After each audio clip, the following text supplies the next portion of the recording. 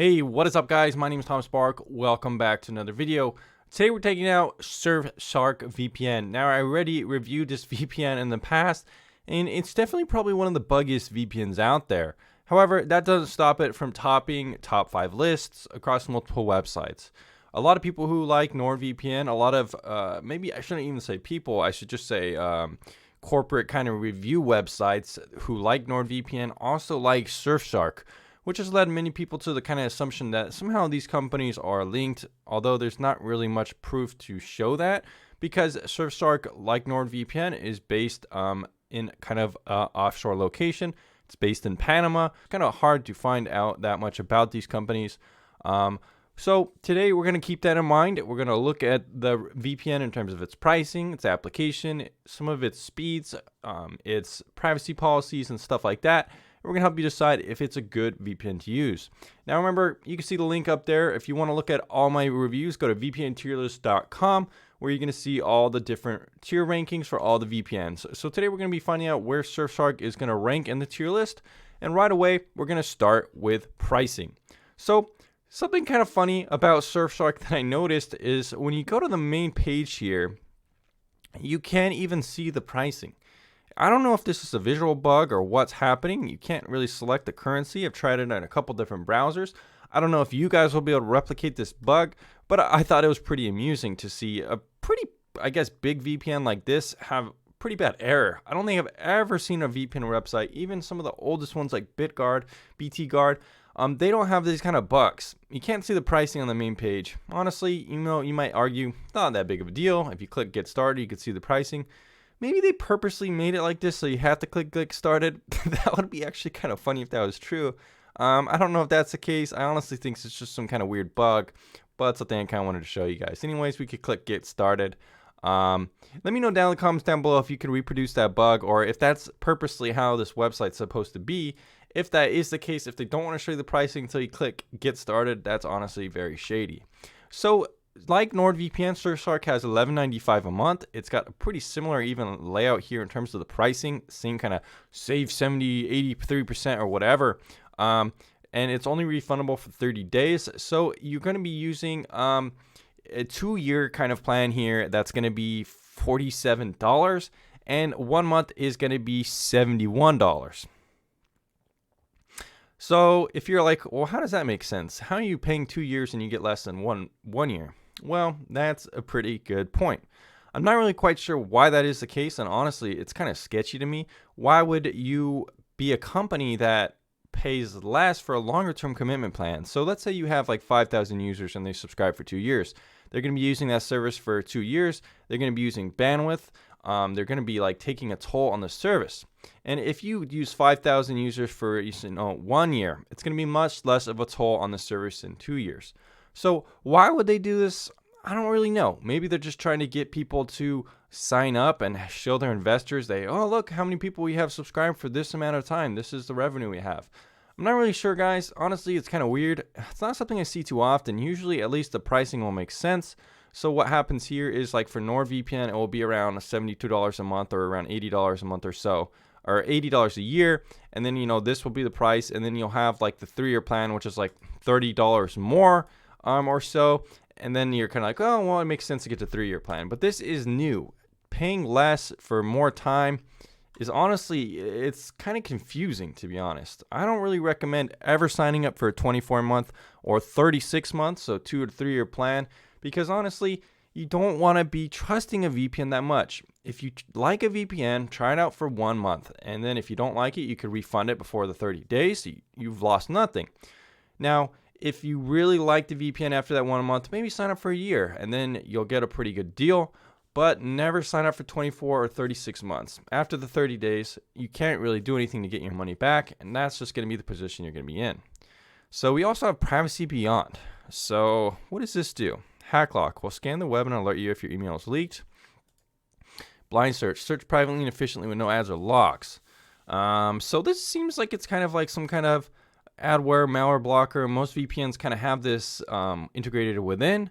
You don't really need to purchase something extra. Torrent VPN kind of uses like DNS things you can kind of block ads with. Windscribe has its own kind of ad blocking named Robert. And there's a couple other VPNs that have similar features. I haven't really seen anything like HackLock, but not really sure how useful that is. You could just set something like haveibeenpwned.com. That'll scan the internet and you can look and see if anything has happened. Also, some password managers have some similar stuff in here that will check and see if anything's been leaked. Kind of weird here to see kind of these extra kind of features here tacked on as an add-on. Maybe they're trying to ramp up the price so they're not losing as much money. Again, I still don't see how they're going to be making any money on this. 2 years for $47 is ridiculously cheap. And this is why a lot of people on my channel, a lot of people I see around like, oh, take a look at Surfshark. It's so cheap. It must be amazing. Guys, this is too cheap. It's too cheap. So also you get unlimited devices. It's too good to be true. If you have a VPN that has like 3 to 5, you're like, okay, that's decent. If you have a VPN that has 5 to 8, that's pretty good. If you have a VPN that has like 10, it's probably a smaller VPN, and it's still pretty good. If you have a VPN that has unlimited devices, chances are, there's something kind of happening behind the lines. Maybe they just want to inflate their users. Maybe they just, want to get your money at any cost. Again, $47 for 2 years, unlimited devices. It's too good to be true. There's got to be some ulterior motive, in my opinion, that they're trying to get customers so bad. They're just too desperate here. They're too desperate. Though you have all of the cryptocurrency, Google Pay, PayPal, credit card, Alipay.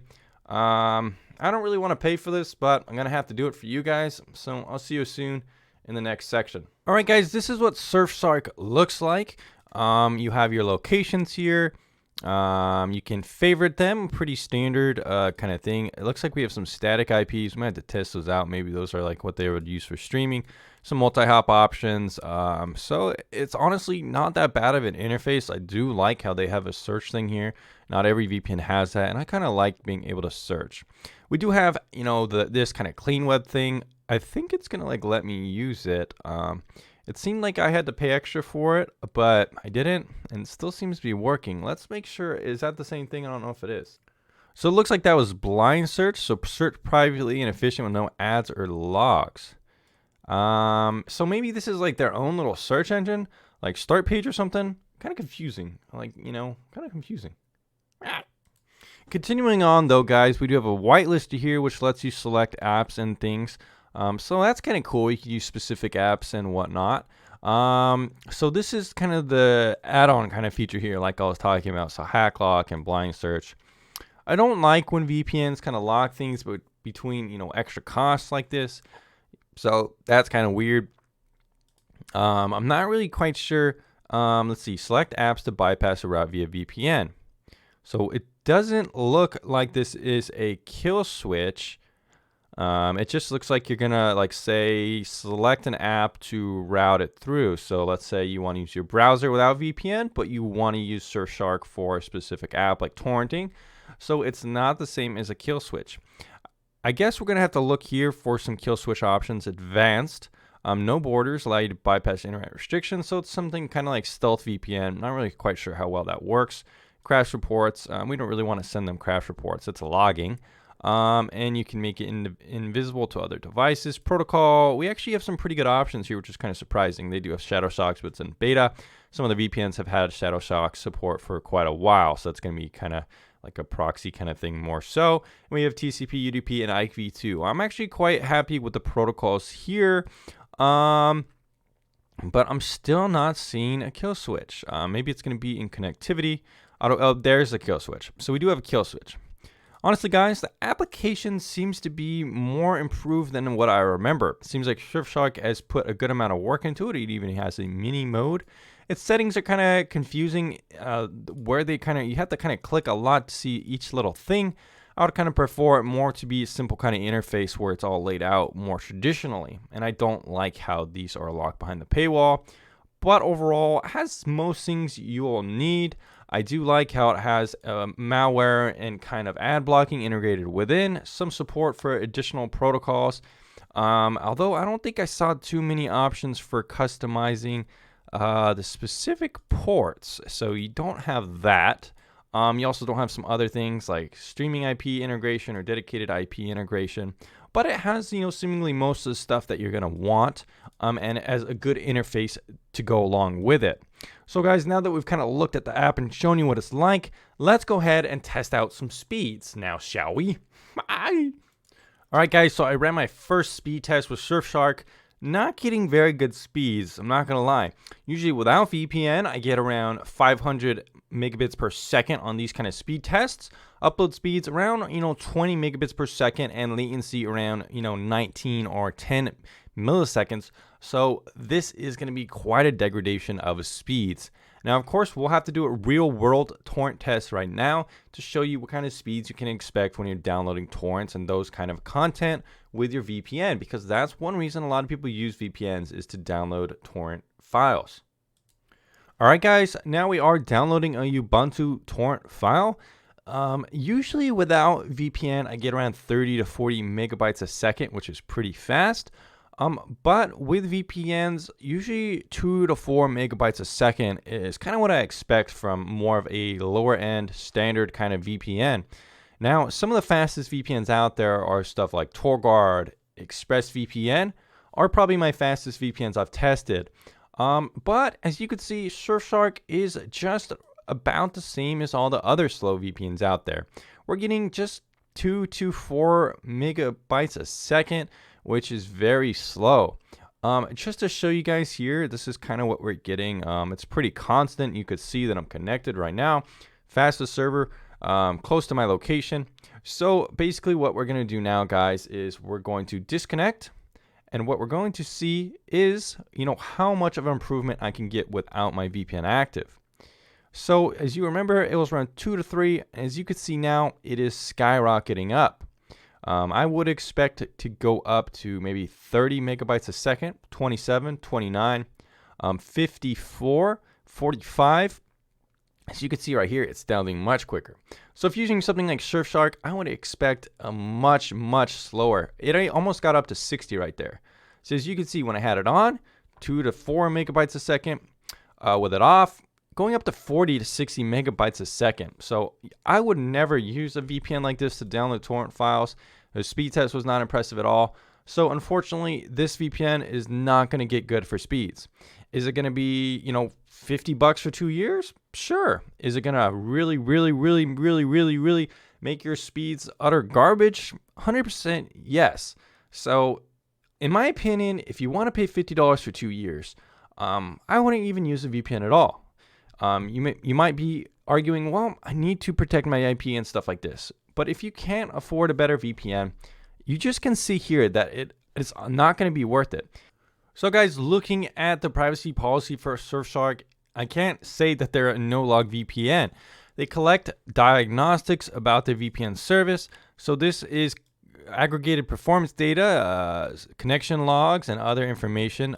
They say it doesn't contain any useful or uniquely identifiable information. But guys, that's pretty much standard for these VPNs that I would consider like logging VPNs.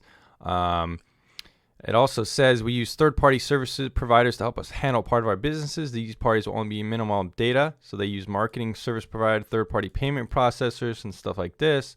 So guys, honestly, it's a logging VPN. It's going to collect some connection logs, bandwidth logs, and stuff like that. There are VPNs out there that collect less logs, so that is something to consider. It says here, we do not connect IP addresses, browsing history, extension information, use bandwidth connection timestamps. But then they do say that they collect performance data, unsuccessful connection attempts. So they do collect connection attempts, but not connection timestamps. So it's a little tricky here. It's a little tricky. So can't really find any live chat on the website, which is definitely a letdown. I'm assuming if you contact support, you'll be contacted in 1 day or so, because that's pretty much how it's been for me. It's kind of a bummer to not see live chat. Most of the bigger VPNs do have live chat, so that's kind of a downer. So doing a little bit of digging into Surfshark, it looks like I found their company addresses. How much do you guys want to bet it's just some like lawyer's office? All right, guys, so I found Surfshark's headquarters, Vanderpool Enterprises. This is what it looks like on the outside. Well, I can't look at it like this, but I guess I could look at it like this. So guys, this is Surfshark. They're on the second floor here. I guess it's above the pharmacy. So that's Surfshark. I wonder where ExpressVPN. How come I can't look around over here? Well, I guess if the people at Surfshark are, they could go to Yum Yum, get some good treats. It's always good to have treats. One thing that really annoys me about Surfshark is that when you type in your computer, like say like Surfshark, it's not going to come up as an application. I don't really know what I'm supposed to type. How do I open Surfshark again? God damn it. So you can see it here. If I type Surfshark, it only comes up as a, I don't know, I guess it does. If I just click on this, Surfshark, it's a setup, but it doesn't come up with this. I had to literally go in my program files to search for Surfshark in order to launch the application. Why is that? I have no idea, but annoying. All right, guys, let's go ahead and see if just the fastest server will work with Netflix. We might have to try some of the static IPs or something, but let's go ahead and find out. All right, testing it right now. Let's see if it works. Trying it with pirates. Let's see here. Proxy error. Error code something. Try again.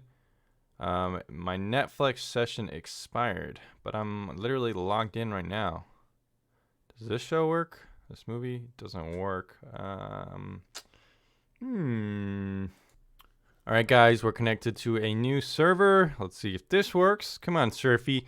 Don't let me down, Surfy. No, Surfy. Come on, Surfy. Why aren't you working, Surfy? All right, only $49 for 2 years. Trying Hulu. Fastly error. Unknown domain. What? What is going on, Surfy? All right, well, in conclusion, Surfy has some pretty bad errors with pretty much all the streaming websites. So I'm not really sure what's going on here. It doesn't look like a very good streaming VPN, but it's only $49. So guys, in conclusion, Surfshark gets a 2.08 out of 5, making it a tier 3 VPN, not recommended for use on the VPN tier list. Now, of course, the price is pretty good here. You get unlimited connections, and it's only $50 for 2 years. Unfortunately, that means the speeds you're going to get are pretty garbage, and you don't really know anything about the company in terms of its reputation. Not only that, but customer support doesn't have live chat at the time of this review, and streaming compatibility was a major failure. The application, however, has seen some improvements and has a decent amount of configurations and customization, but since the overall performance of the VPN is not very good, it doesn't really help with the overall kind of score. Anyways, guys, that's my general thoughts on Surfshark VPN in the later part of 2019. Stick around on the channel for more updated VPN reviews, VPN tips, tricks, and guides, and more, and check out the Discord if you want to talk with me personally or hang out in the VPN community. Thanks for stopping by, and I'll see you again very soon.